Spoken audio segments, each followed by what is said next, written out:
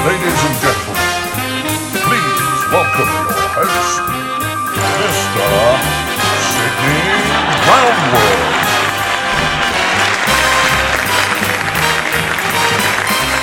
Hello, good evening. Hello, and welcome to the TooFatLardies Oddcast.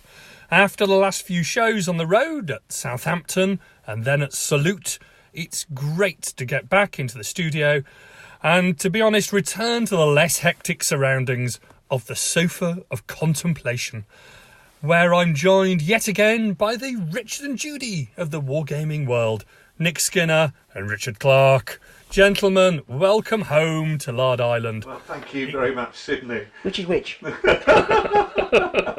don't think I can tell either. It's been a busy month. And to take us through that busy month, I think we're going to start with Salute. So, Richard, how was Salute for you? Yeah, always exhausting, and I think it always takes a couple of days to allow your thoughts to crystallise after an event like that. We really enjoyed it. We had a great time. It was great taking some new concepts within the rules out and getting people to play test them live. I think that's really important, not to limit ourselves to a closed play test group. It's very, very important to get people all around the world involved, but also it's good to take it out to shows to get some public response to it. I did think one of the things that concerned me a bit about Salute was the general layout. I did feel that there were many smaller traders pushed away to the side, with the emphasis allowing a relatively small clique of larger traders to dominate in a very, very central position.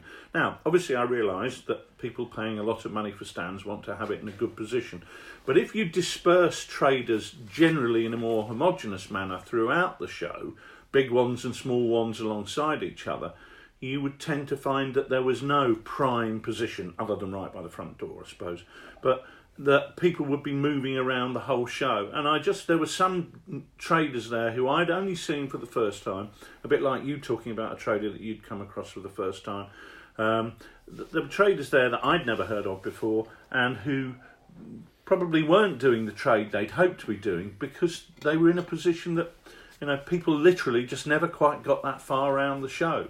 And I realise that you're paying per square foot, but at the end of the day, the smaller traders tend to be paying more per square foot than the larger ones. It was a slightly strange balance because I totally get the fact that you've got a Salute organisers and Southland and Warlords. You've got anchor tenants, so you want to have the Wargames Foundry there. You want to have the really big distributors there. But there were quite a lot of smaller traders, and we did our best to find those out on the day. But I think on the game side, it wasn't so much the huge games. I was struck by how many of the smaller games there were, games that you'd perhaps see at the club, but with interesting mechanics and a lot of participation games. And I think that course had been turned, from say 10 years ago when there was a lot of those very magnificent looking, very static display sort of games. I didn't see so many of those now. I mean, almost all the really big, very attractive games were either participation or demonstrating, but come and have a play if you want to join for half an hour. So I think on the game front, it had really moved away from those sort of big displays. But I agree with you on the retail side. They've still got the big anchor tenants there, and I think it is difficult because they do tend to crowd out. The number of people who are trying to get to the special show deals, and also the sheer size of some of them is pretty impressive, and you tend to lose some of the smaller traders. I felt quite bad about some of that because, Sidney, when we went round to look at the best bit on the bench, we stopped at Krantara, who we ended up, giving that highly accolade to. And I was very conscious that I was actually, by standing there talking to him, I was pretty much taking up his entire shop front. And I wasn't that fat. Yeah, that's right. and even allowing for the fact that I might have a slightly wider girth than some, but not all wargamers. It was really noticeable that he didn't have much shop front available to him, and he wasn't alone in that. And so you've got these fantastic, beautiful figures that actually, not everybody's going to be able to see, because if another fat guy is standing there when you walk past, well, you can't get to the front. I listened to Meeple's podcast as well. I know Neil was saying about difficult aspect of seeing some of these stands at Salute as well, because sometimes you're 2 or 3 deep with these stands and you just can't get to see them, and that's a real shame, because that's what I want to see. I say it all the time. I know what the big companies are selling me. I want to see the small stuff, and I really wish there was a show that was dedicated to those small businesses, so we can actually really get in closer and give them the space that they deserve. It's interesting your comment about the large games that used to be the huge, grandiose display games. I wonder if it's become more accessible now, with the smaller games tending to be participation games. I don't know, I never got a chance to look round. But are those smaller games that you've mentioned participation games where people are saying, come and dip in? I mean, certainly one of the things that I noticed was that there were an awful lot of games there that were sponsored by companies attempting to sell their product. So in that way, I've never been to one of the big Gen Con or something like that, but I did get the feeling that this is a lot more what that type of thing might be like. I don't know where I've got that idea from, but it was people, games sponsored by companies effectively saying, come and have a test drive.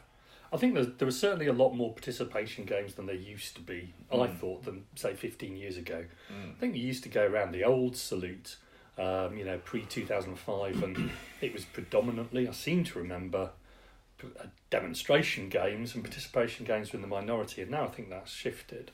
Then I think your question is a really good one. To what extent are those demonstration games sponsored? Or alternatively, there's a rule set which is being promoted in respect of those demonstration games. And is that necessarily a bad thing, or something which is just a sign of the times? So I think a lot of people now, with desktop publishing, if they have a set of rules and they want to test it in an environment like Salute, they'll put on a demonstration game and you'll be able to buy the rules there. So I bought a set of rules from Real Time War Games, which is all about actions in the Afghanistan hill valleys of the 1890s. And the rules were £5. They were basically an old photocopied set of rules. But I thought they were really interesting and the game looked intriguing. And I think there's a lot of that. The games and participation games, you join in, have a very good experience. And also at the same time, you can pick up the rules as well. And I think that's an evolution. So it's difficult to say, well, there were just some participation games that were purely club games and you just walk away and have a good experience.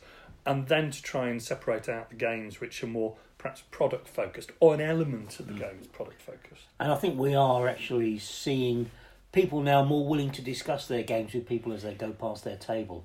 It's something that I know that we've been banging on about, not just us, but everybody you hear speaking on this topic likes to see people engage with people as they're going around the show. And I saw loads of really good engagement. And I think, that we've moved. I think the hobby has moved to the point now where games are more entertaining for people at shows. There's more opportunity to participate. There's more kids doing activities, and therefore the show is more attractive to families than ever before, and that's got to be a good thing.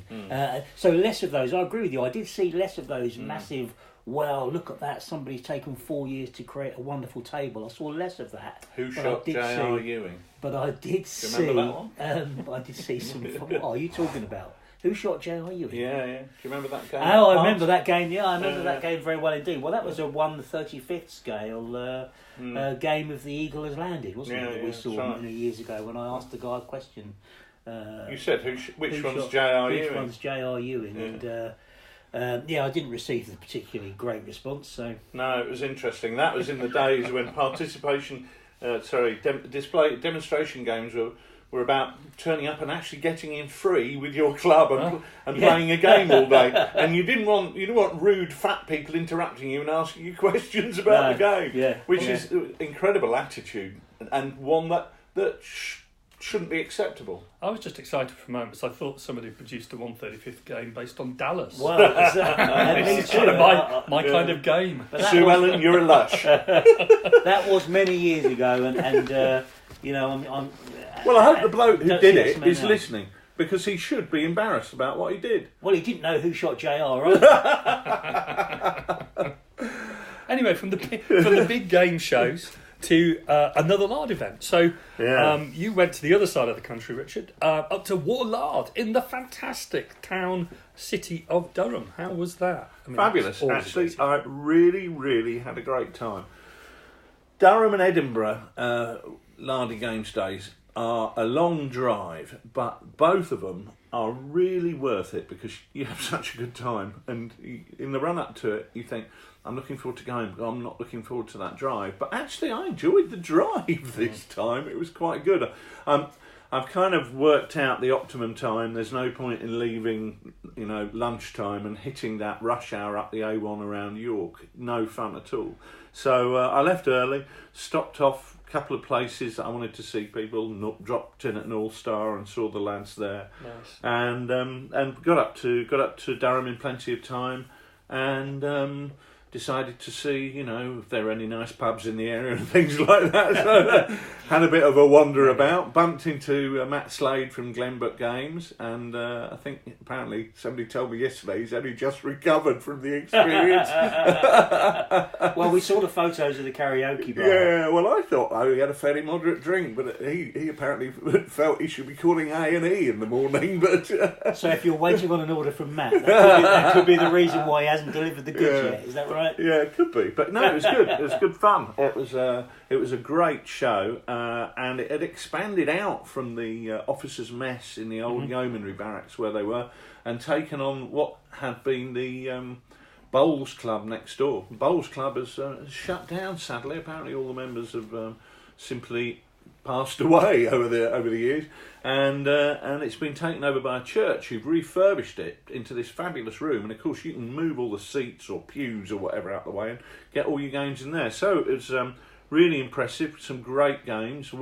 I ran my Malaya 1941-42 game over the morning and the afternoon. But some other super games there. We had Kiss Me Hardy. We had the Boer War Rules. A Mere Question of Pluck, which you blather on about all the time, Sidney. You'd have loved that. I would have enjoyed that very much. I would have been very much preaching at the Church of Lard. There were a couple of large chain of command games, one of which was the Malaya game I was doing, and all sorts of things, really all sorts of things. So a great time there, and we ended off with a few pints afterwards, and then in the Lunatic Arms where we go to there. And then down for a really fabulous curry in a really great curry house, just hidden off the main square in Durham.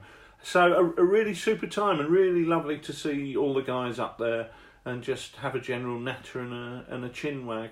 It was just really lovely time, really nice. And drove back down the next day and back to work, sorting out, because we've had the new workshop.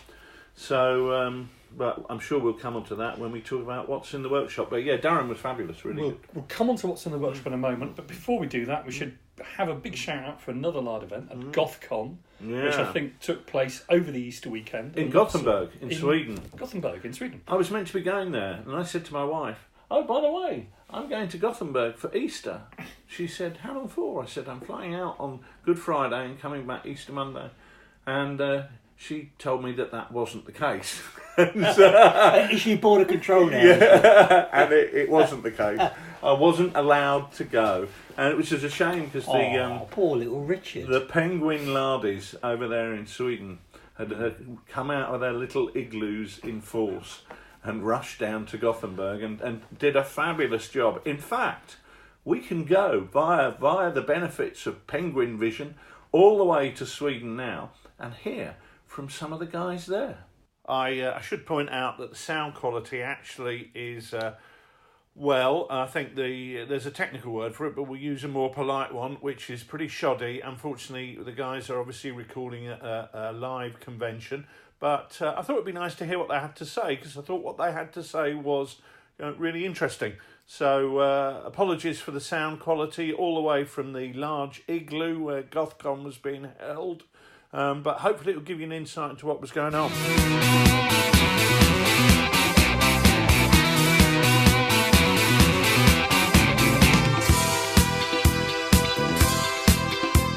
This is Cool the Penguin, and this is Thomas the Penguin. We are here at GothCon together with the other penguins, Jokke and Loffe, and we've been playing some Lardy games. Thomas, you set up What a Tanker at GothCon this year. Yep. How did that go?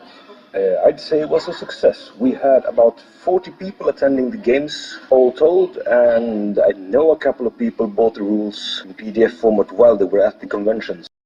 Thomas, we had quite some different kind of players at the table. How did the various types react? That was really interesting, actually. One of the guys who bought the rules at the convention is a guy who's been a miniature gamer for 40 years and is a lifer in the Swedish army. And he liked the fact that while it was a light game, it still helped to work as a military unit. And we had a bunch of teenagers who came straight out of World of Tanks and realized, oh, this is World of Tanks, and we get to play with plastic figures too. While we were umpiring, we noticed how easy the rules are to learn. Several times we had people who had not played before, who were actually, by the second turn, getting it completely, and even coaching new players who had come in during that turn, as we had drop-in service. As people got killed, we put in new players. Exactly, and that gave us some ideas for next year. Yes, next year my vision is that we should do 2 tables. One table where we teach What a Tanker. We run games slowly, drop in, let people find out how the game works and ask questions. And then one table where we play What a Tanker, where we set them up platoon versus platoon under leadership and really try to add stress to the combat experience, which I find to be really fun. Because that's when people start making serious mistakes, and that is immensely enjoyable for the umpire. Colin, you ran Chain of Command?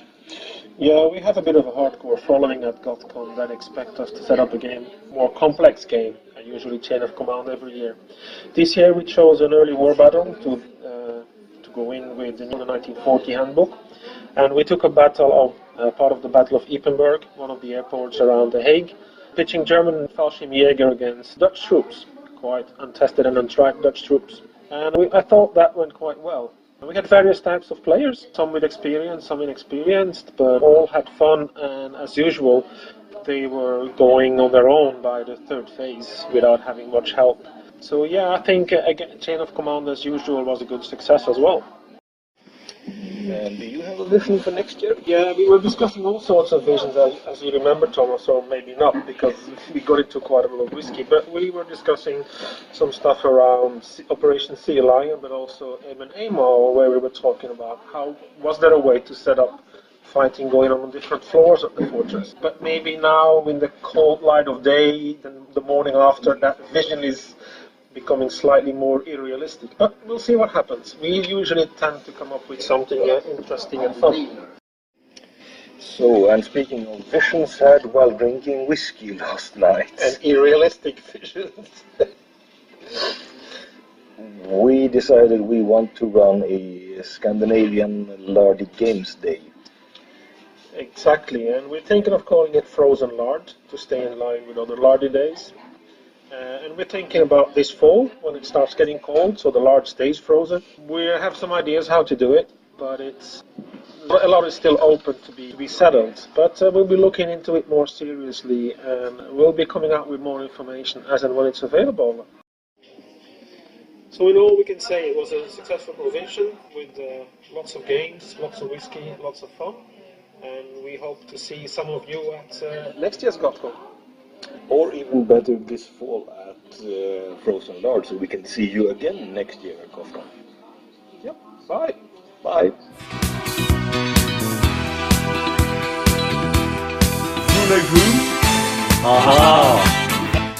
Thank you very much for that fantastic report from the wonderful, wonderful world of ABBA in Sweden. Yeah. Well, it's probably time to move on from just mindless chatter to focused chatter. Focused mindless chatter. With what's in the workshop. So, Rich, what have you been doing in the workshop? Bugger all, basically. Thank you very much. I've not been building anything or doing anything, and the reason being, mate, is because we've got a new workshop.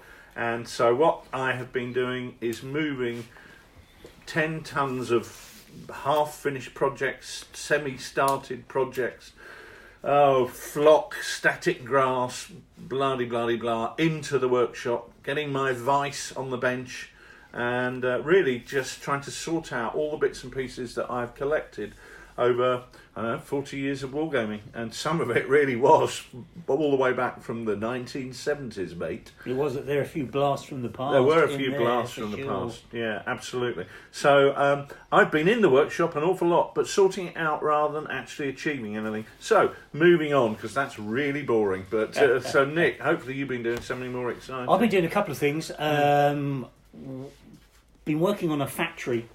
Now, you know that I've got the wonderful factory from Ham and Jam that I want to try and turn into something a bit more of an industrial complex. Right. So I've been working on combining that with the Sarissa factory buildings, Right. And seeing if I can make something that's a bit more of an industrial yard that will form part of a game that we're working on for World War II. The interesting thing there is that on the route for doing that, I've rediscovered textured spray paint as an interesting way to add some rendering to some otherwise flat MDF.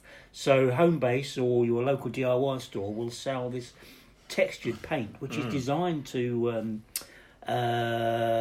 usually use on flower pots to make plastic, whatever, to make whatever it is in your garden. My to give it a really missus- stone textured look. My missus bought some plastic flower pots, and she sprayed them up with that stuff, and they look like, not like terracotta, but they look like rock or something like that. Yeah, and it's really effective actually as a rendering process for those MDF buildings. It just takes the flatness off of them and gives them a depth to the stonework that's quite credible. I just did it for a go.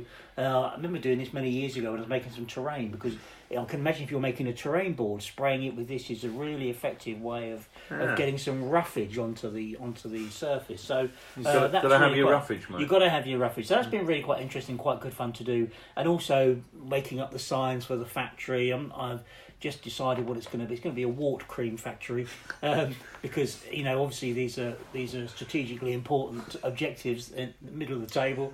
So the factory will be there. I'm just deciding what the factory will be called for a bit of fun, and then just give a bit of a flavour to the games, a bit of that authenticity about warts and all, mate.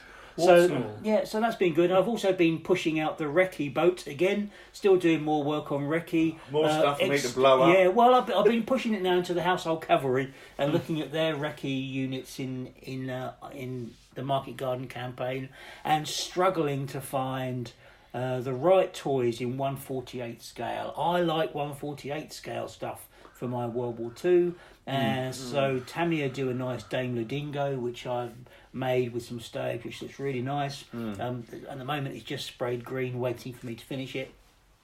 But also been picking up, I've got some other armoured cars in 1/48 coming to me from Blitzkrieg Miniatures, who had a sale over the weekend, had 2-for-1 sale. So I hopefully winging their way to me in the post of some AEC heavy armoured cars from them. But the quest for the one that's I'm really struggling to find in 1/48 is the Daimler armoured car. Really finding it hard to find one of those. I can find a Staghound. There's a company, Bronco, would do a 1/48 Staghound, but really struggling to find Daimler. And it's so tempting to go, oh, bugger it, why don't I just get the Warlord ones and do it at 156? But the rest of my stuff is 1/48, and I just want them to be comparable. So, doing more of that, doing some more things on the recce. And in terms of painting, that's probably what I've been up to in the workshop, mate. Well, that sounds really good, Nick. Really looking forward to seeing more of the recce stuff and the Daimler. If you find it, sounds really interesting. Well, over the last week, I've had a bit of time at home, really. All the amassed leave from early in the year, I decided to take it in one go over Easter. And one of the things I wanted to do, which I've always enjoyed in the past, was writing blog posts. I run a blog which we've tried to link in with our games and the club since 2009, called Roundwood's World. And I spent the last week trying to do a blog post every day. So mainly blogging either the games days that we've had in Southampton. There's a blog post on Salute to come, but also some of the figures I've been painting for the 17th century.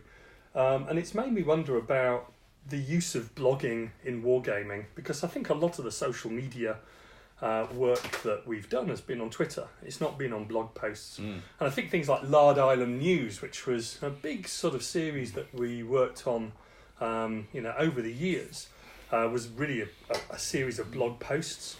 I remember when we were developing Dex Britanniarum, Mud and Blood, Chain of Command as well. You know, I posted on the blog, and it was a good medium for putting things out. And there was a really interesting conversation I had with Benito in Madrid last year about, well, is the blog really finished? Is it just too long? It takes too long to prepare.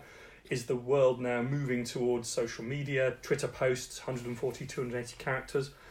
And it's been interesting because I have really enjoyed the blogging, but it does take time. Each blog post, I think, has been about 1 or 2 hours to write, to think about, to take the photos. Social media is so much more flexible, but I'm not sure that you have the same depth. There's only so many things that you can say in a social media post. So it's been interesting doing that and getting back into blogging. But I'd be interested in, you've had a blog for some time on Lard Island News, guys. I think you're right that it's a trade-off, isn't it? You can on your blog, it takes a lot longer and involves a lot more effort, and you really have to. On Twitter, you can put 140 characters and one photograph. On a blog, well, you're going to be putting a lot more characters than that, and you're probably going to be putting numerous photographs that you've got to support what you're doing. So if I do a piece on Lard Island News about how I made a bamboo house or whatever, the chances are there'll be 20 odd photographs that go with that, and I'll have to take all of them, crop them, adjust the lighting on Photoshop, and effectively produce it as though I was producing those photographs for magazines or something where you've got to take a lot of care and effort. I mean, I have to admit I don't always live up to that, because sometimes I do say, look, this is a crap photograph, because it is just a crap photograph and no amount of Facebook is going to improve it. But you do try harder and you do take longer. But the trade-off is that you're probably putting a lot more information out there. Those Lard Island News posts are probably a lot more useful to a lot more people than any of my tweets, which are normally gibberish. I think the thing also with blogs is that you should be able to go back and search them on Google, other sort of social media sites. Whereas with a tweet, even with a good tweet, somebody tweets information, very difficult to find it again. I think that's right. I think with a blog, you've got a resource that people can search and look for and find. Some really, really knowledgeable people blogging some very interesting things. You don't see that on Twitter. Twitter is more a case.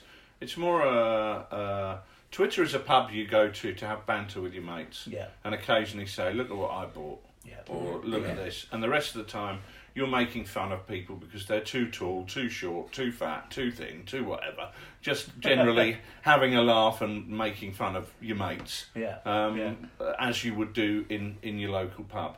Whereas on Lard Island News or on Roundwood's World blog, what you're putting on there is something you hope is more interesting or more useful to people. I tend not to ever treat it as a corporate marketing tool to say, we've just released this fabulous new product.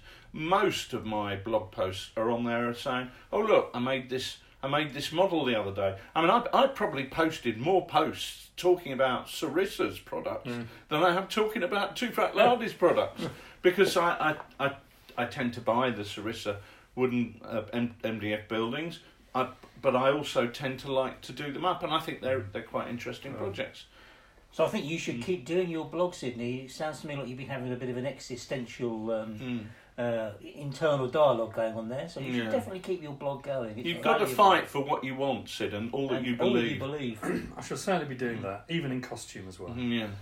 So we'll move on from the flashing blade to another memory from the 1970s, which was Bitter Woods. Not half. Yeah, well, of course, absolutely. Well, so while you were in the north of England enjoying your curry and karaoke, Sidney and I got together with good friend Noddy, and we played Bitter Woods, the Avalon Hill game, which was the Battle of the Bulge. So it took us right back 20 years or so of gaming. Sidney turned up. He didn't know the rules at all when he walked in the door, and 2 hours later he still didn't know the rules. But we had played an interesting and intriguing and fun game, I think. I think it definitely was. So Bitter Woods is a recreation of the German attack in the Ardennes in December 1944. It's a well-known World War II game. It's, if you like, a classic World War II board game from the 1970s era. So you've got a hexagon map You've got counters representing the Americans, the British and the Germans. And you've got a fairly hefty booklet of about 24 pages of rules, covering almost every situation that you can think of. And there's a long order of battle, and there's a long table and sequence of play. Yeah, it took me about 3 hours to prepare the counters, in fact, for this game, which I'd forgotten about. A delight of that kind of game that I'd chosen to eradicate from my memory. And one of the things which struck me was just how objective the whole thing was.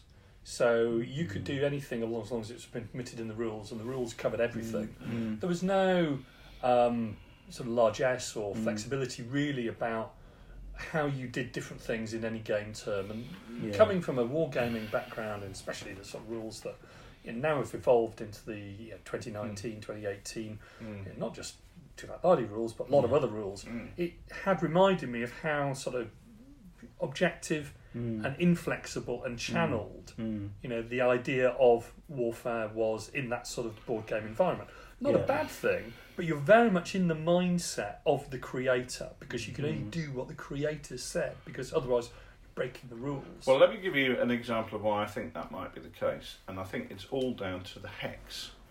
With a table that has no hexes, I could attack your unit from 360 degrees of the compass, and the question of what is a flank, what is a rear, becomes, well, often a matter of decision on the spot. Whereas on a hexagonal system, where I can only approach from 6 directions, what is a flank, what is a rear attack is very, very clear. Equally, you can extend that to things like buildings. What happens if I walk up to that building? Can I put a grenade through that window? Well, that's a question you'd get on a tabletop game, but you wouldn't get on a hex game, because it would be quite clear that attacking into a built-up area hex has a penalty of X, or has these implications. In a tabletop game, we are almost creating a narrative situation. I know we keep talking about this, but we're creating potentially a unique story every time we play that game. And that is not restricted or channeled by the hex system. And that's why it is a lot easier to either write rules based on hexes, or write rules where you don't worry about things like flank attacks and things like that. We had a big issue with Dux Britanniarum when we brought that out, with people saying, well, what constitutes a flank attack? Despite the fact there's a diagram in there which shows a 360 degree circle with a line through the middle and a unit placed on it, and anything from that side is a frontal attack, anything from that side is a rear or flank attack.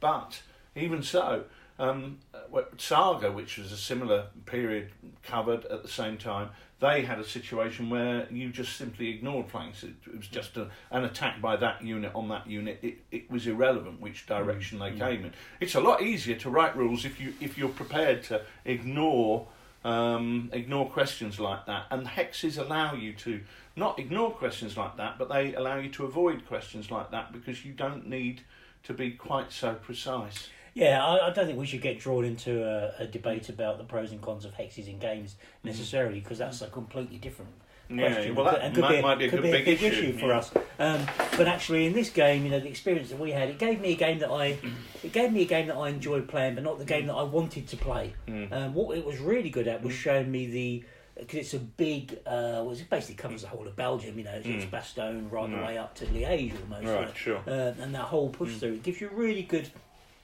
perspective of who's attacking where and how, and what's the position in depth look like across that broad strategic front. And that was really interesting to see that.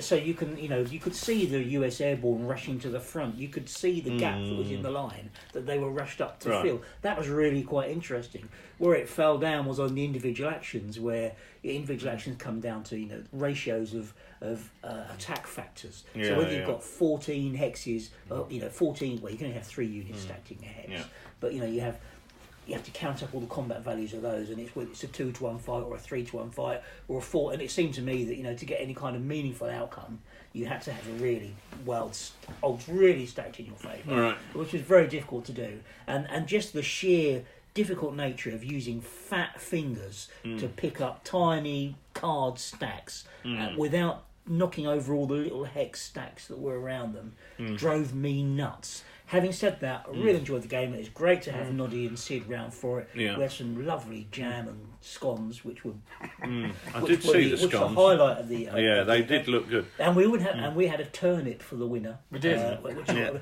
I'm pleased to say that Noddy actually held the line Yeah. and won the turnip. Turnip. But he mainly held the line because we forgot all the German advantage rules that would have enabled Piper to burst through in the first two phases. Is that the Pied Piper? There, that was the Pied Piper. Well, More like Pied Piper. I'm blaming Sid because he was in charge of the rules, and we completely forgot that entire 10-page section. Well, I was reading the rules, but it was a lot of rules in there, but I did miss that important one. But it was also great to have a look at a location on a map, which we'd all visited. Yep. And one of the key things that you'd have enjoyed if you'd been there, Richard, is that we were saying, "Oh, look, that's the location which we've been. That was difficult terrain. This is where we're going." And we're going And to go that, I think, has created some thoughts in our own mind relating to what we might be doing as regards future Lard projects. Yeah, well, that is interesting. Can I just ask a question, though? Because I was driving back from Durham, and obviously it's a long, long drive, about 6 hours or so. Although I think I did it a bit quicker than that. And on that journey, Nicholas phoned me and he said, "Oh, we played this yesterday," and his first comment to me was, "You'd have hated it." What was that based on? What would I have hated? The fact that you've got even bigger, fatter fingers than I have. My fingers are delicate. Like a piano player. Because it's linear. What you're looking at there is a gaming experience which doesn't really... you're seeing depth in your own position and the enemy's position. I knew as the German player exactly where 101st Airborne were, and I knew exactly where they would be at the end of the next operational phase. Yeah, and I also knew exactly what reinforcements he was going to get and when they were going to come into play. And I knew exactly what was in any hex that I was pushing towards, and I knew exactly how I needed to combine my units to give me enough for a 3-to-1 advantage, but no more. Because if you can't get to 4-to-1, you may as well stop at 3-to-1 and put those additional units somewhere else. That's the kind of bit about it that I hated. It was very objective. Hate is a big word, isn't it? Hate is a big word. I'd have hated it. That I would have.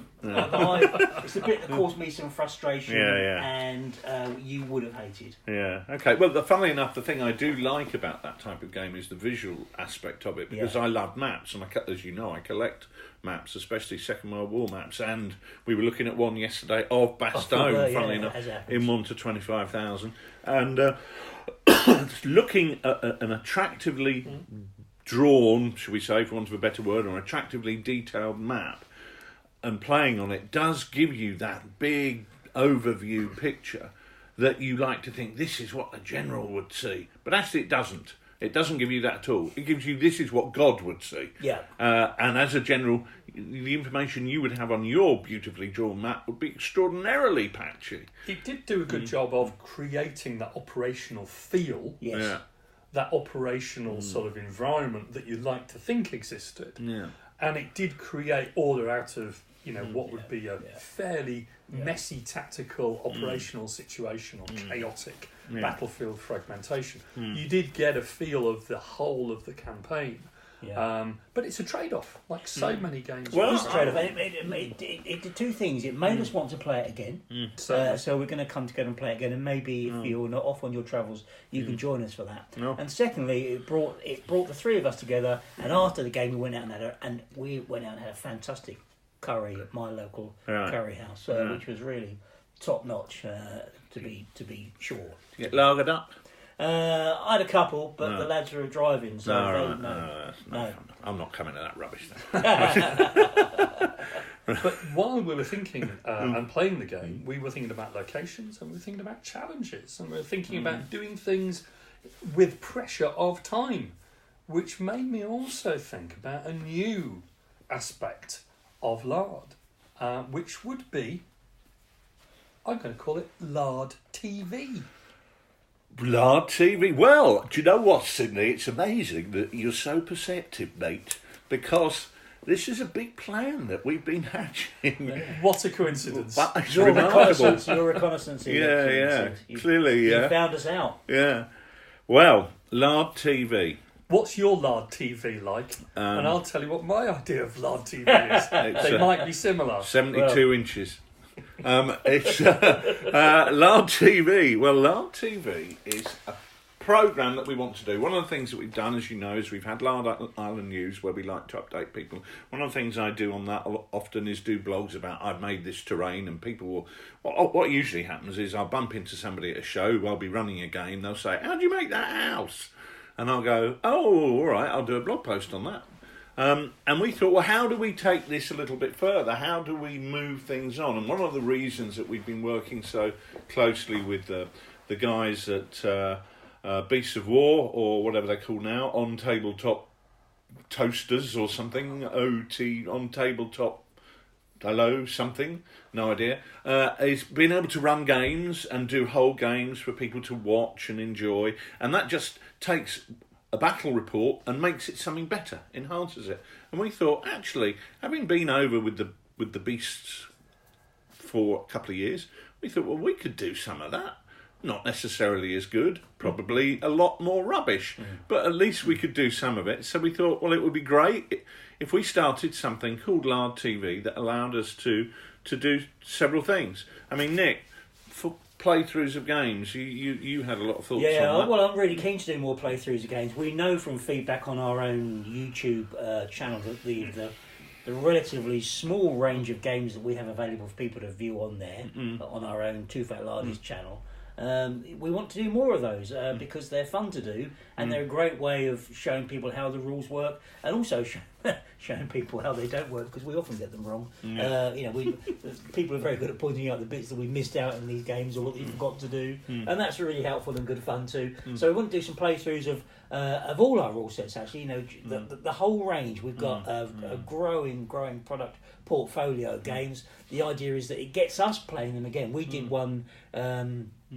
Just recently, where actually it's really nice to play a game that you haven't played for a while. I think actually, well, if we do that for the cameras, we have some fun playing that through, share how the game works, share how you build a scenario, and just film those games. There's a lot of fun to be had in that. Yeah, I agree. And the other thing I wanted to do was take that workshop aspect of what I'd been doing with saying, oh, this is how I take my MDF buildings and tart them up. And I take photographs of that, and people say, I don't really understand what you mean when you said about putting that filler on. Well, I can do a film of putting that filler on. It might only be a 5-minute film of showing me applying the filler and then how I polish it up to get the rough finish I want, and then I can come back after 24 hours and look at how I then sand that down or do whatever. So, or paint rust on a roof. Somebody was asking me about recently. I painted the colonial bungalow with a rusty old tin roof. People have said, how do you do that? Well, that type of video is something that might be 5 minutes, 10 minutes, maybe 20 minutes, but it's an opportunity to just enhance what we've been doing on the blog by doing it on Lard TV, which of course is going to be utilising our YouTube channel. But then, Sidney, you came out with a fabulous idea that we thought would be a real winner, not something we could do every week, but something that we could do maybe a couple of times a year. And it would be extending the whole concept of, well, that battlefield walking experience. Sid, tell us your thoughts behind that. Well, I think one of the things that people have really enjoyed, which they mentioned to me, that they've really enjoyed about the sort of the posts that we've done and the podcast that we've done relating to battlefield visits, is looking at maps, looking at research, and combining them two in a trip and a journey. So one of the things I thought we might do was a set of Sidney's battlefield challenges. So this would be a situation where you've perhaps got 24 hours or 48 hours to have a mission given to you both by me to research a particular action or battle in a location which you wouldn't know about, but which I would have researched myself in advance. With an idea of giving you enough information to go there, do the research, find out about the history, travel there, have a really good fun time in a time-pressured environment, because we don't want you guys just wandering around, drinking, visiting patisserie or the local bars. Likely. There will still be time for that, don't you worry. And coming back and reporting back to me with a playable game. at the end of that 24 hours or 48 hours or even 72-hour period. Bringing history to life, Sid. Bringing history to life. Under a pressurised time Bringing schedule. your love of maps to an audience. Yeah. Bringing your Yeah. interest in researching history and the practical use of history books in an environment in the field, so to speak. Will they come with fashion tips? So, for instance, I noticed that... What? Well, I know that... so, battlefield touring has to be done with a certain wardrobe. So, are you going to give us advice on what we could wear, Sid, when we're going on these trips? That would be good. That would be an optional extra. A cricket jumper and cords That would be an optional extra. Yeah. I'm not really so I'm interested liking the in sound your... of this. Not so interested in your fashion sense. More interested in what game you bring back after 24, 48 hours in. Somewhere like Normandy or the Ardennes, or maybe a location in Holland. US-Mexican War. Can we start with the Battle of St Albans? That would be nice and easy. Yeah, that would be good. And then the Battle of Barnet, maybe. Yeah, we could go that one. I think my Battle of sights... Theobald Street. My sights are a little bit further than Barnet and St Albans. Wow, I have to say. I'm looking forward to Pearl Harbor. Well, who knows? Let's not run before we can walk. Or swim. You have to swim. I'm hoping that you're going to be breaking into a swift walk at certain times of the battlefield walking. But I thought this would be great, and we could make, say, a 1-hour programme a couple of times a year out of that, and that would give people a lot of entertainment. They'd have a good laugh at you both, trying to find different locations on the battlefield. But more to the point, they'd also have a really interesting insight into how you both go about creating a war game which is playable, but has an element of not only history and research, but also that practical experience of being in the micro terrain itself. And I think that's one of the things which is really taken away from visiting a battlefield. Boots on the ground. Boots on the ground, and how that makes a difference to the games we play at home on the table. I love the idea, Sidney. Yeah, I love the idea. Well, that, of course, has given us a starting point. We've got to make that happen now. We hope to have the first game report out within the next couple of weeks. You'll have to think about your battlefield challenges and get thinking and put us under pressure to get something achieved. But I can see that being really interesting. Have you renewed your passport? I have actually. Funnily enough, I will renewed need my passport passports, last week.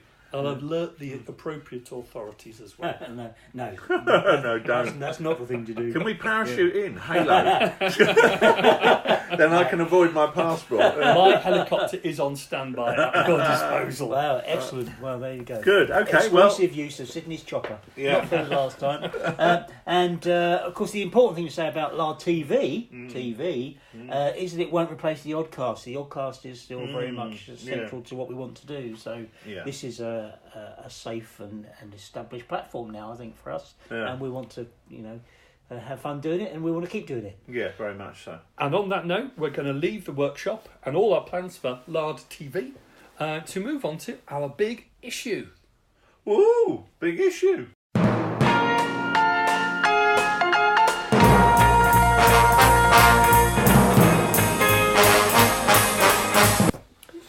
And we're back with today's big issue. Back in the room.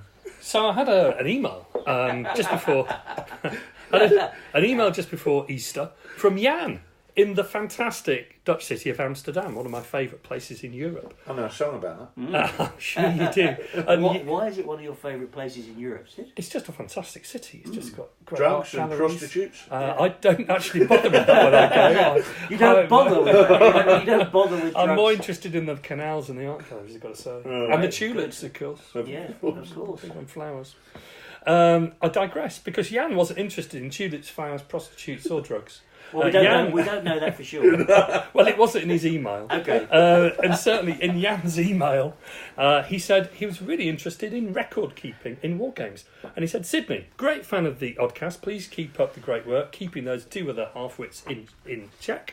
I'm really interested in Lard games, and one of the things... I love this guy already. And one of the things... I noticed he said two other half-wits. That means you're also a half-wit. And one of the things that I've tried to do is reduce the amount of clutter on my war games table. Ooh.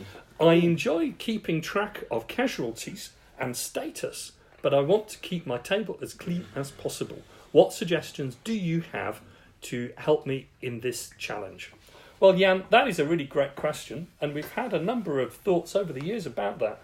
So I thought a big issue today would be record keeping in wargaming. Nice. I always think that creating a background to the engagement as regards who's got how much ammunition, where are the supplies, what's the status of leaders, who's allied with which forces, that all adds a lot of character and colour and grit to the engagement. But at the same time, it's all something which is kind of off the table, slowing down the action. So guys, I was going to turn to you both and say, well, what are your views? I'm going to start with you, Richard.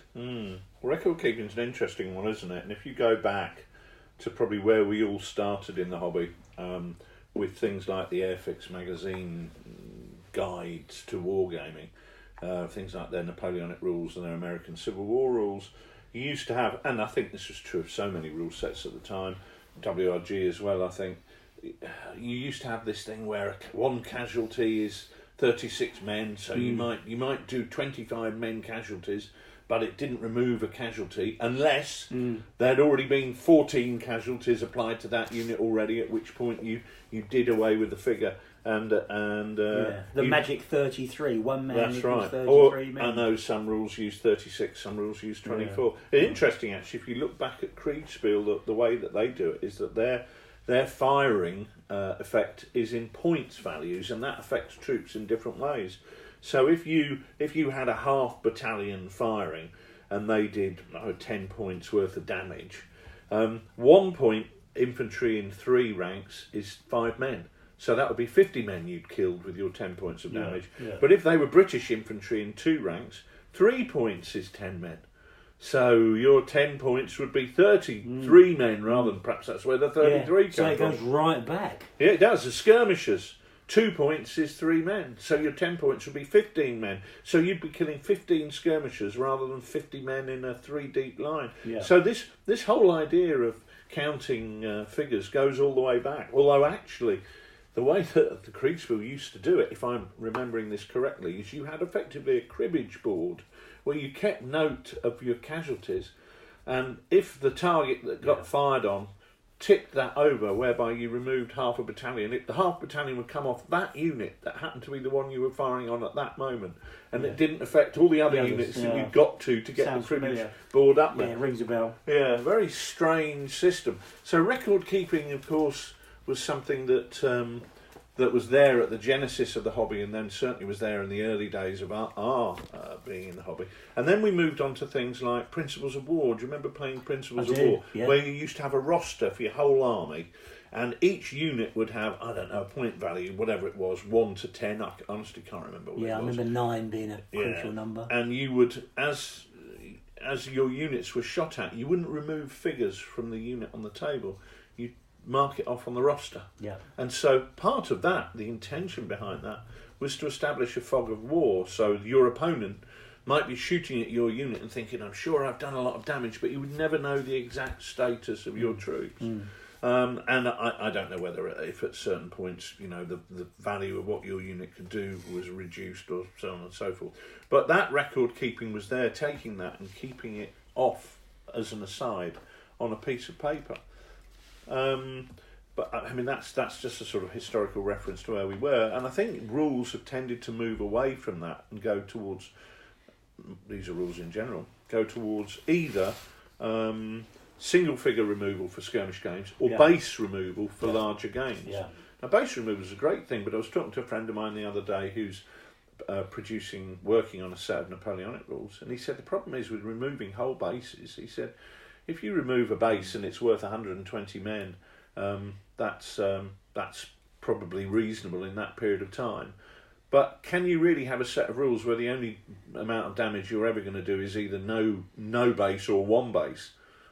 Because he said if you allowed it to be 2 bases, units would be degenerating at such a rapid rate, they would then become ineffective. Because what you can do when you've got 6 bases is X, but when you have 3 bases, it isn't half X. 3 bases will be like a tenth of X. So that effectiveness can sometimes drop away. So having whole bases can potentially be a problem, even though it is in many ways more attractive. So there's swings and roundabouts with some of these issues. And it is very much driven by basing, isn't it? But of course, what we see a lot more of these days are figures that are individually based and then put into movement bases, which allow individual figures to be removed much more easily. So the movement trays that hold, But I think we see that more because the type of games that we produce, like Sharp Practice, maybe, are games that rely on, because they are large skirmishes, they're still skirmishes, they rely on single figure removal. I think if you were looking at people who are playing grand scale big battle Napoleonics, for example, their armies are not going to be taking individual figures off. No, they won't. So they'll have some kind of record keeping. I guess the aim, always in the hobby, we're moving towards this idea that minimal record keeping is always a driver, isn't it? When you're designing a game or playing a game, what records do I have to keep? And this is where the kind of action you're fighting also drives the kind of record keeping that's needed. So if it's an infantry war where you can remove individual characters, figures, I think we're getting better and better at moving away from on-table record keeping for those. But where it's things like, where it's machines that are doing the fighting, so I'm thinking about Napoleonic Naval, I'm thinking about aerial games, it's much more difficult, the evidence is from the games available, that there's still an element of record keeping required. So we still have in Kiss Me Hardy, we have individual ship record sheets where you track damage. Because funnily enough, it spent me 3 weeks to rig this lovely little ship, and you're not going to pull the mast off to show me that it's been dismasted. You're going to have some other way of representing that and showing that, and probably that's going to be on a record sheet of some kind. Although we're moving towards other ways, using dice, for instance, to record damage. But also in Back the Hun, same thing. You need to have you need to have somewhere that shows what's happening with that particular aircraft. And if you're controlling multiple units, it's very hard to move away from a record of some kind that's to be used for that. And of course, you've got ammunition limitations as well in certain rules. I mean, I tend to, if I can, things like British 2-inch mortar in Chain of Command has got 3 rounds of HE. Well, the reason it's got 3 rounds of HE is that it had a very limited amount of HE, so nothing wrong with that figure. But how do you track that? Now, I think most of the time we just rely on memory rather than actually tracking it. But certainly what you could do, if you wanted, is create a little marker that signified 2 rounds of ammunition and another one that signifies 1 round of ammunition, and if you place that next to your mortar team, that can become an attractive thing on the tabletop rather than being a negative thing. Well, does it also make a difference as to what sort of records we're talking about? So on one hand, we've got records of logistics. So that's a classic example of your 2-inch mortar. And how do you record that important logistical information which is critical? How many rounds has that unit got left? How many more mortar rounds has that special team got? On the other hand, there's damage. Well, in some games, you might say, well, damage is the heart of the game. So if you're fighting, if you're in Water Tanker, or if you're in Bag the Hun and you're fighting a Sopwith Camel or Algae or Spitfire, your damage is critical. If you're playing a naval game like Kiss Me Hardy, your damage is absolutely critical.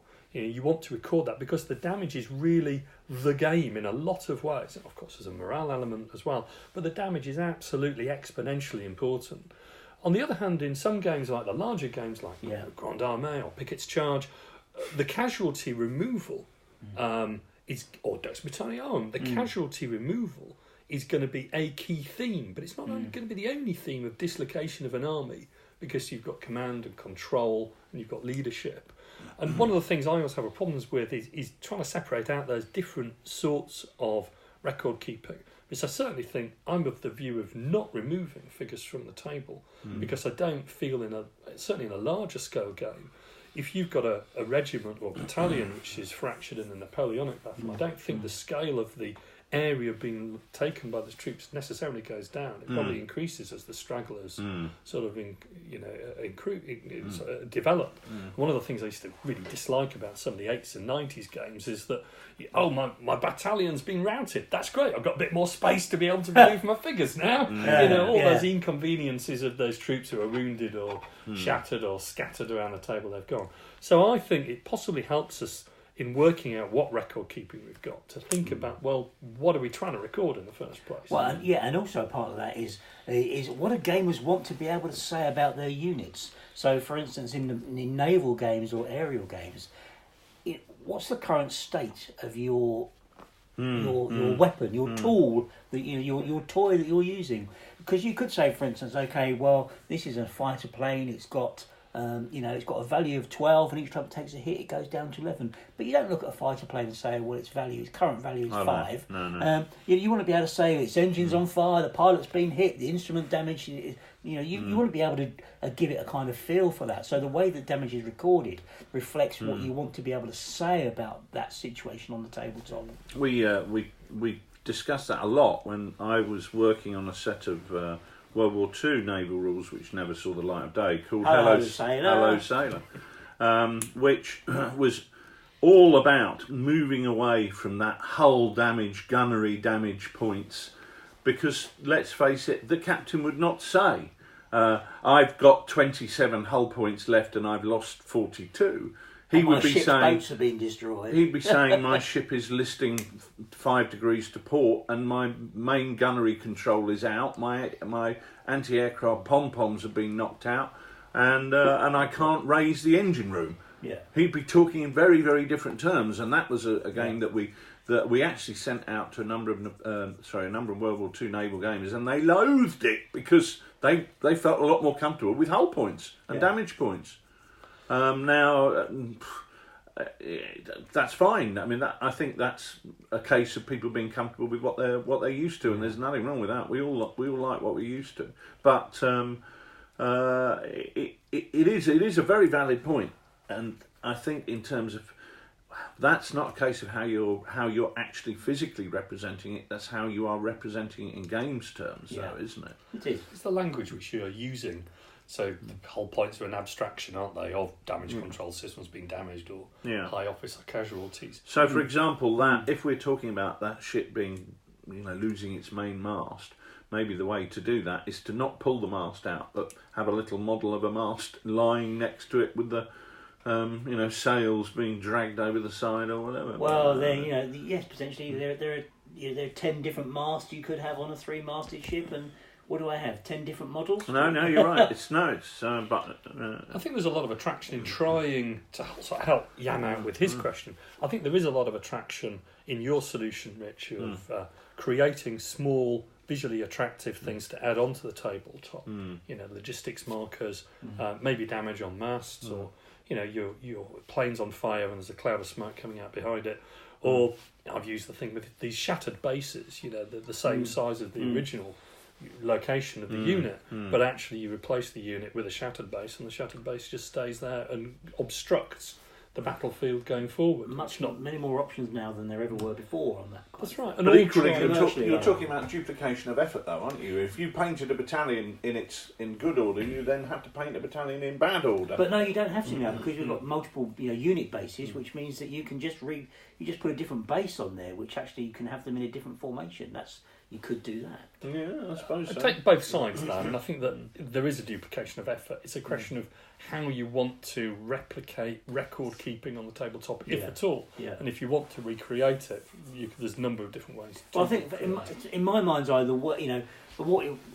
having a piece of paper and having to keep track of stuff is a pain.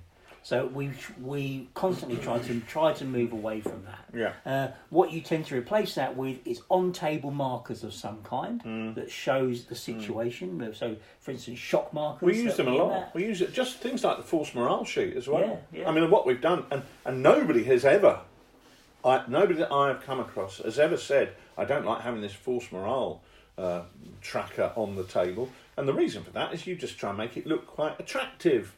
So when we produce the thing to download, it's not just a plain sheet of paper in A5 format done in Word. It's actually done with the same fonts as the rules, and it's on like sepia tone paper and whatever, and it looks nice.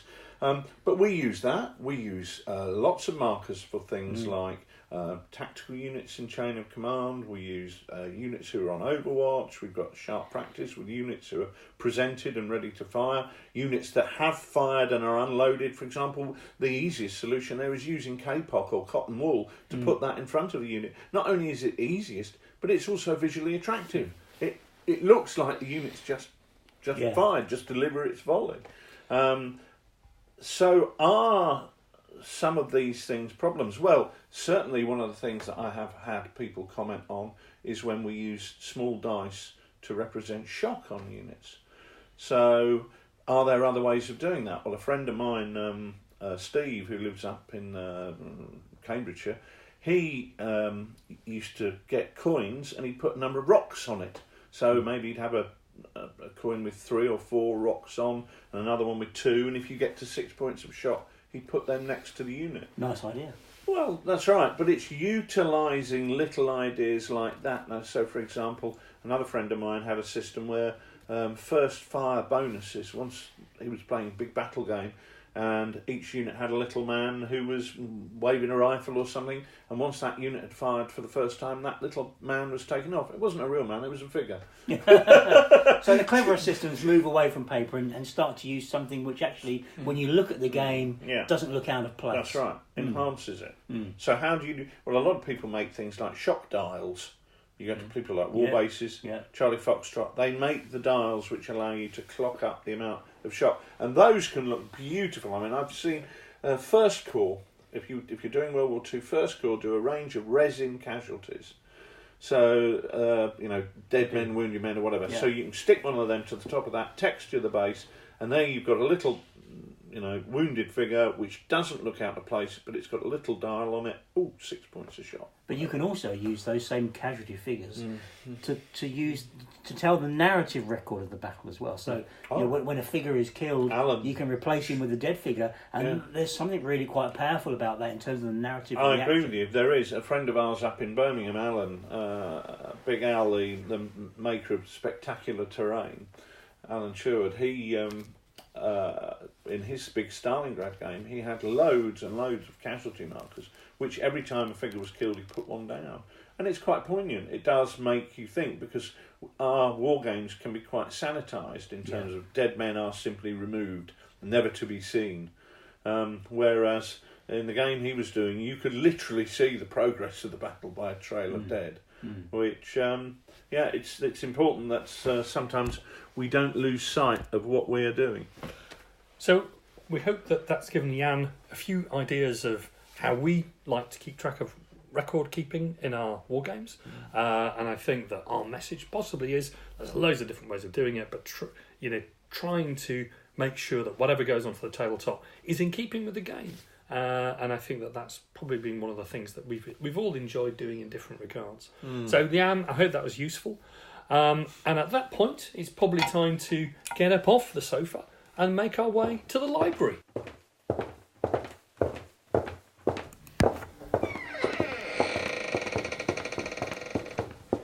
And here we are. So we've got a selection of fantastic looking books. Richard, I'm going to go to you first. And since this is Anzac Day, I thought you might kick off with those 2 very important and very useful looking volumes you've got there on your knee. Yeah, we've noticed obviously the top says Australian Army Campaign Series. The reason I chose these books is A, they're bloody brilliant, both in terms of content and in terms of presentation, and actually just the sheer quality of it. They really are beautifully put together books. And I believe that the Australian Army Campaign Series is up to about number 20 now.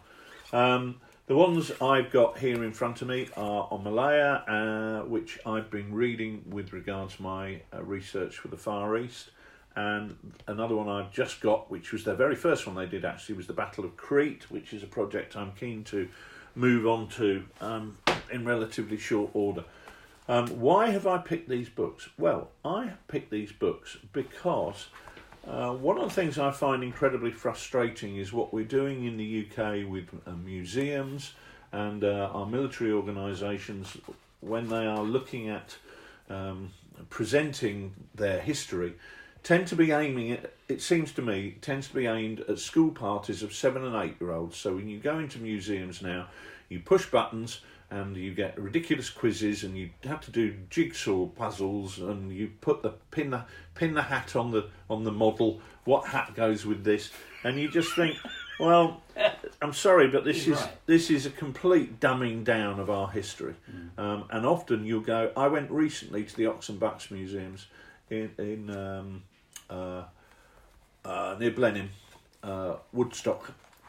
And I had been there a few years ago, and it was an excellent museum. I went there now, and effectively it's a playground for school trips. And I just think, really, it's such a shame the way that we are dumbing down the way military history is presented in the UK. And when I discovered these books, the Australian Army Campaign series, I was hugely enthused to see that they were not doing the same thing. These are really, really high quality books that provide great information. They give some really good data in terms of, you know, how units were structured, and then they look at the history, the background to the campaign, the political histories to it, and then what actually happened, presented with beautiful maps, some really nice illustrations, but not so many that they're just a picture book. But they are absolutely exceptional books, and I was so impressed with them. I mentioned them on a Twitter, funnily enough, the other day. So it's very much worth going online and looking at the Australian Army Campaign series. And in fact, I gave you one as a birthday present, didn't I, Nicholas? You did, yes. Thank you very much. You gave me the one on Palestine. Palestine and the Australian Army operations in Palestine and during the Great War. Yeah, fascinating campaign in its entirety. Yeah. Certainly the input from the Australians, from Gallipoli onwards and through that campaign through to Jerusalem and beyond is really good to read. Yeah, I totally agree. And I think those books really need a great big shout out. The other thing I just would like to add to that is last time we came to the library and we were talking about mojo and how to get your mojo back, and I talked about fiction. And at the time I suggested a book by Harry Sidebottom, which I was just starting to read his books on ancient Rome. Yeah. Now, I've always had a love of ancient Rome. I started learning Latin at school when I was 7, and the thing I really, really loved about it was those Latin textbooks were not just about learning a language, but they were also a window on a world that has almost completely disappeared, other than, obviously historical places like Rome, ruins in Rome and so on and so forth. But these books provided a window on that world, and that for the first time I have discovered that in historical fiction of the Roman world with Harry Sidebottom's books. And having mentioned him before when I was on his first book, in the short period of time since we talked about losing the mojo, I'm on the 8th book of his, because they are so good. And what's fabulous about it is it gives you that insight into the Roman world, but also the storytelling is exceptional. Prose is fantastic, and what you think initially are separate stories, you discover are all completely interwoven. And he's got several series of books: Warriors of Rome, Throne of the Caesars, blah blah blah. And you think, okay, well these are standalone series, but they're not. They all weave together beautifully with all of his other books, and that creates a spectacular, in-depth narrative, which I thought was really interesting. So that's. I just wanted to add that in as an additional mention. That's where I'm coming from this month. Well, not connected particularly to the big issue, but to be honest with you, these are just books that I've been reading since we last had this discussion. Very good. So, Nick, what have you brought? It looks like another fairly modern sort of book, but definitely concentrated but interesting. Well, yeah. So the pathway to this book, let me just describe this, because recently I've been banging on about Recce, and I thought that this time, in this particular book review, I changed the record and look at something different. Richard gave me the Palestine book from the Australian War Museum, Australian War Memorial Range of books, which set me thinking towards the First World War. So when I came into the library, I was looking for something that could help generate a bit of extra mojo for that. And my eye fell on this book, which is actually one that I picked up a long time ago now, and it's by a guy called Ross Anderson, and it's about the Battle of Tanga in 1914. Where's Tanga, Sid? I imagine that Tanga is somewhere in East Africa. You're absolutely correct. So this is about the We're going Indian... to send you there, Sid, on Lard TV. This is your first mission for Lard TV, is to go to the Kaiserhof Hotel and tell us if you can find any battlefield relics there. So this is 1914, very early in the First World War, when the Indian expeditionary forces are sent to East Africa to wage war out there. And it's a fantastically interesting campaign that starts disastrously for the British at the Battle of Tanga, where they really get their Bottoms spanked. That would be the word, handed to them on a plate by the Germans in East Africa. Lots of really interesting campaign ideas for me around this particular action. And this particular book, I say Ross Anderson, gives you great detail on the campaign itself, the overview of the campaign, the detailed analysis of the fighting that went on, and also pretty good orders of battle.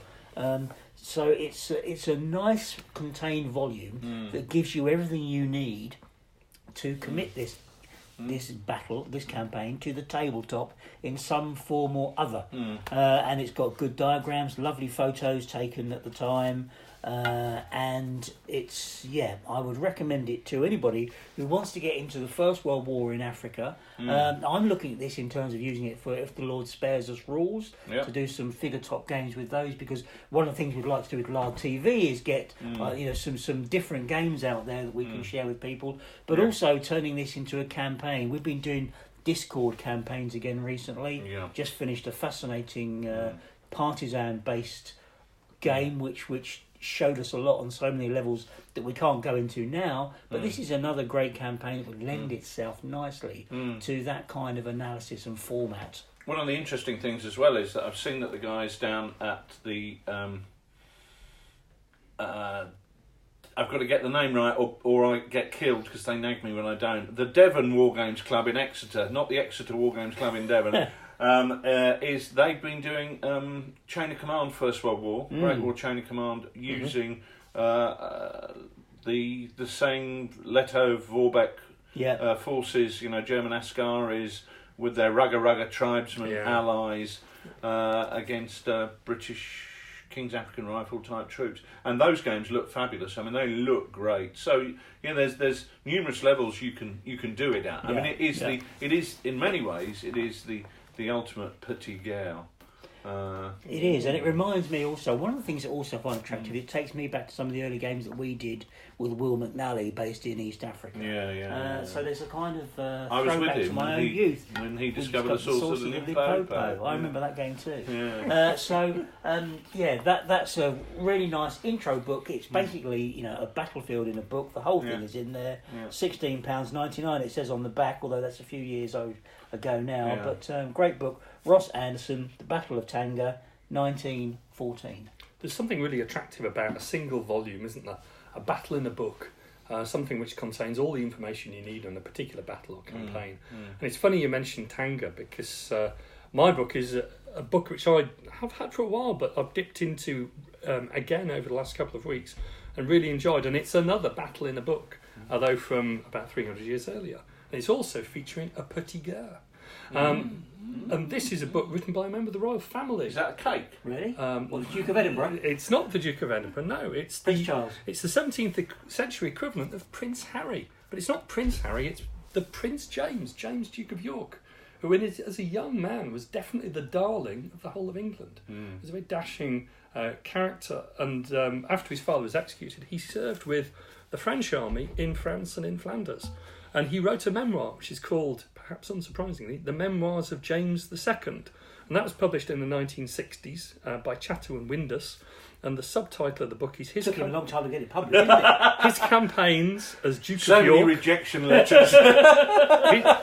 His campaigns as Duke of York, 1652 to 1660.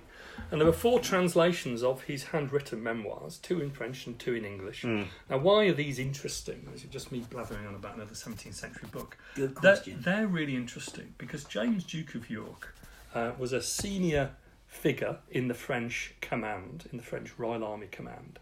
And he is not a great writer, but he is a detailed writer. He's not embellishing, he's just describing, and he's describing the things he sees and the actions that he takes.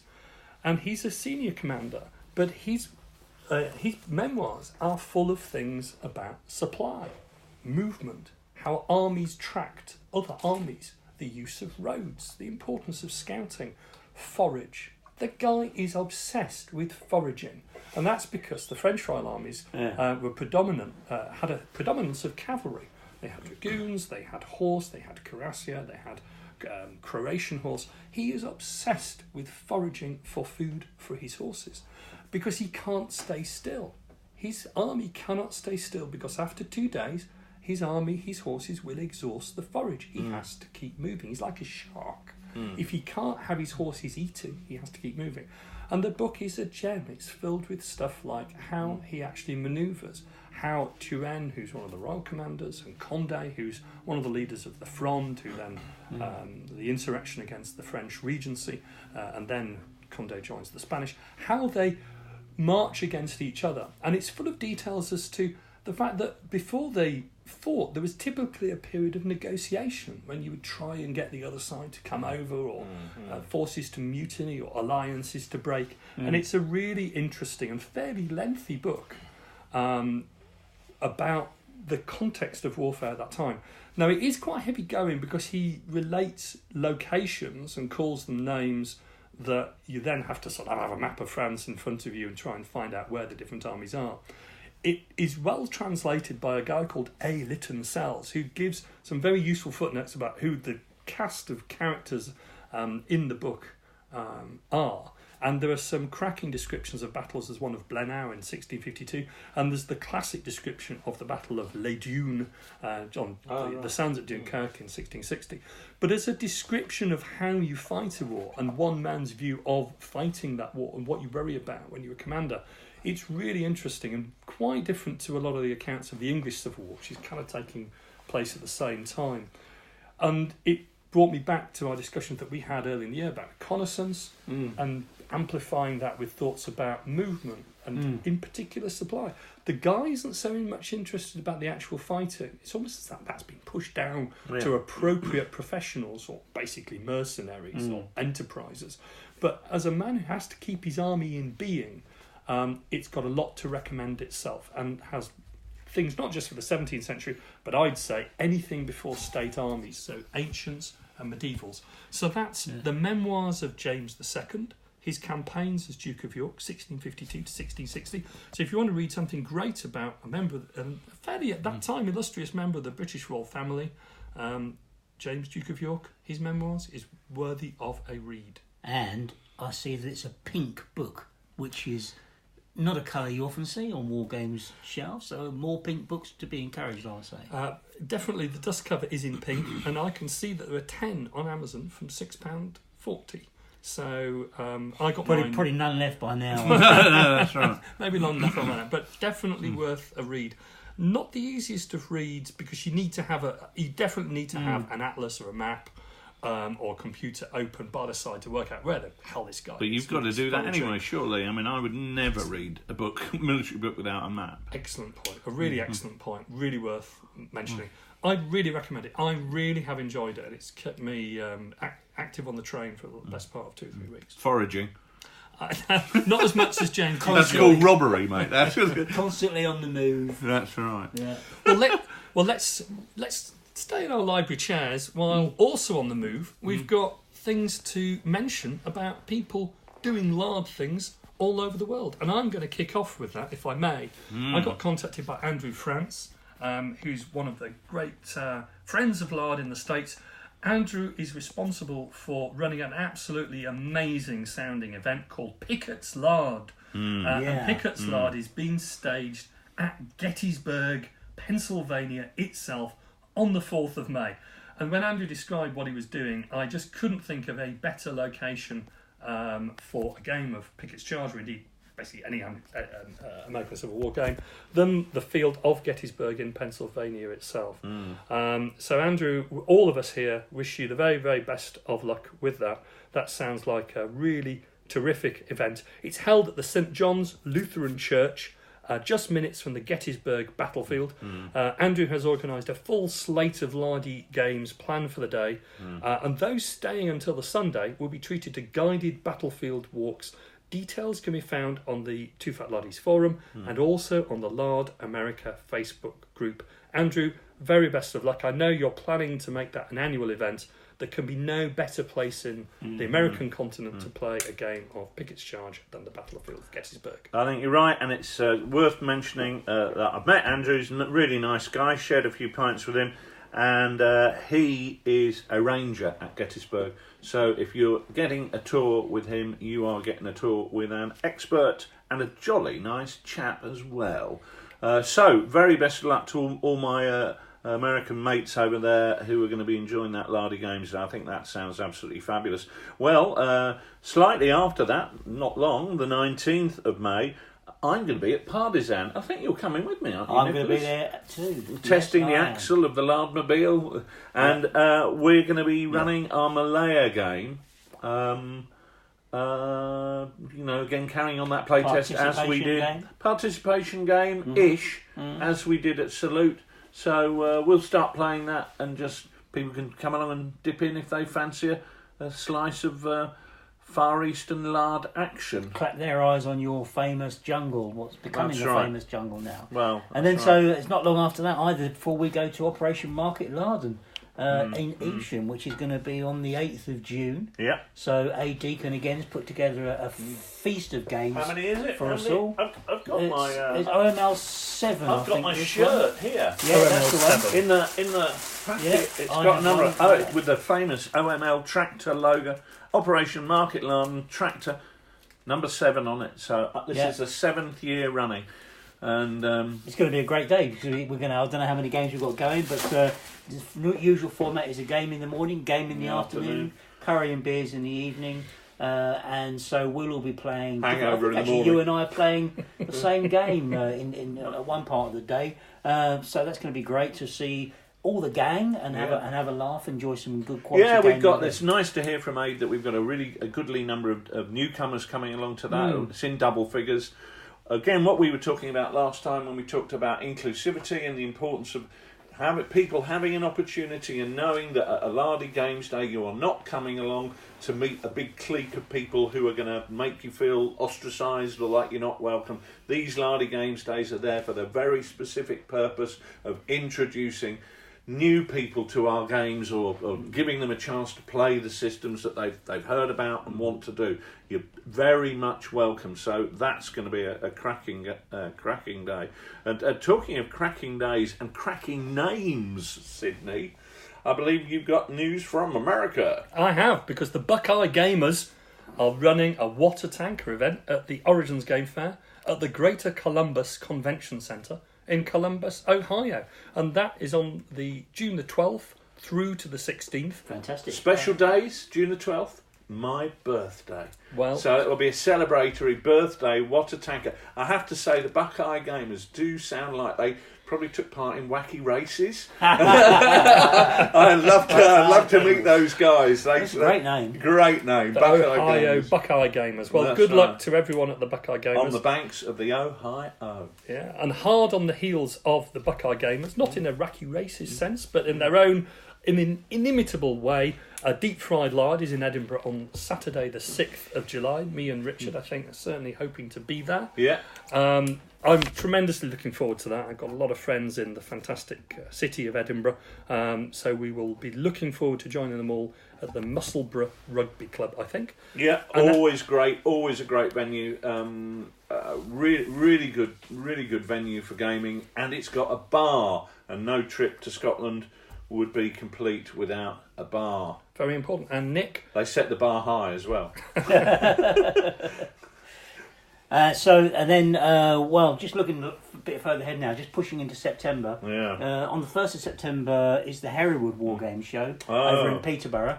And I will be going there with the Lard bus, and we'll be running a chain of command. And it's likely that I will have my recce jeeps out for people to have a go with. You're doing that because you know I'm on holiday and won't be there to blow them up. Absolutely right. That's exactly the reason. So we're going to get them out there, make a change from Malaya. We'll take a market garden game to Hereward, I think. Yeah. At the moment is what it will look like to go there. That would be good fun to play with Mike and the guys over at Hereward. Yeah. So very much looking forward to that. I think would be the first time we put a game on there. So great, nice for us to support. Did we do it?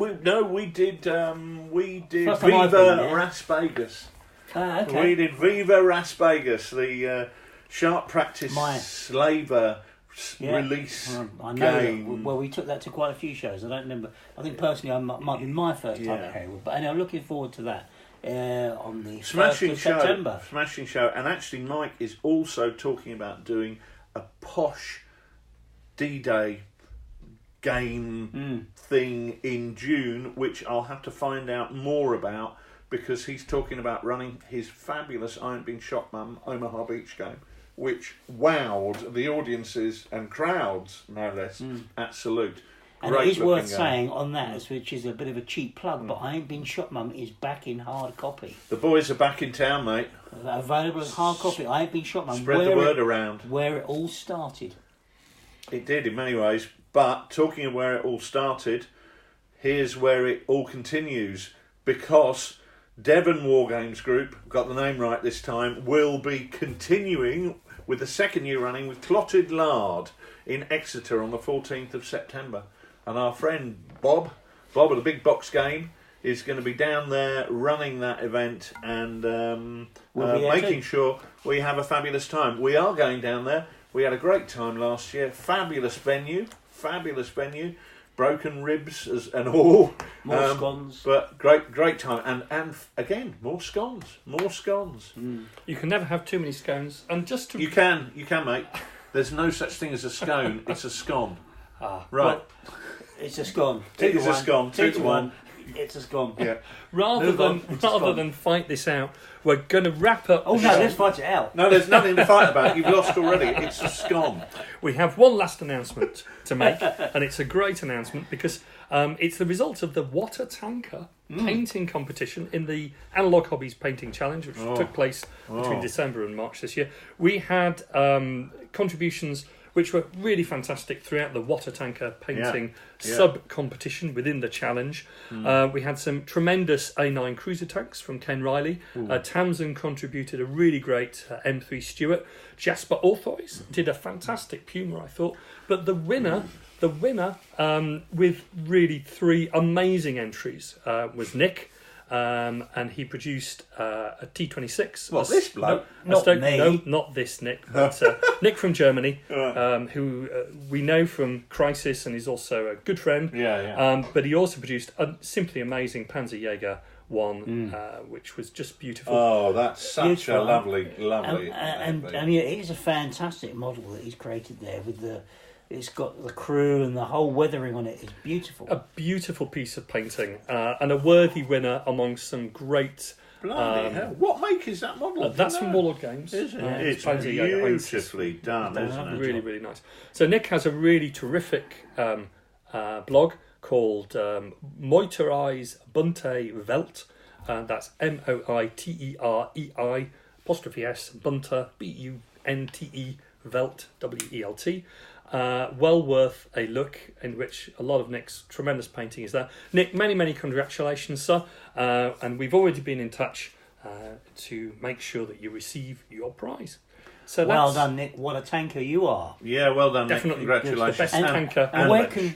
So, I presume these photos of these toys are on Nick's blog, but well, on Nick's where blog, else can they be seen? They are on Nick's blog, and they are also on the Analog Hobbies Painting Challenge website, which is another blog run by Kurt Campbell, who's a really good friend and obviously a great friend of Lard.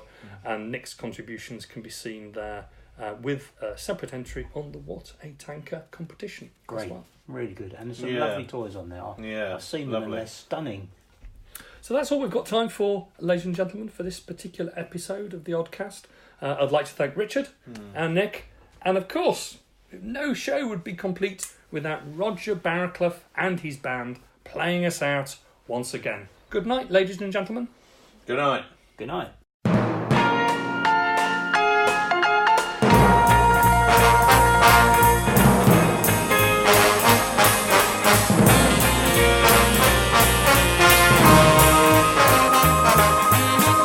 Tonight's show, Sidney Roundwood was joined by Nick Skinner and Richard Carr.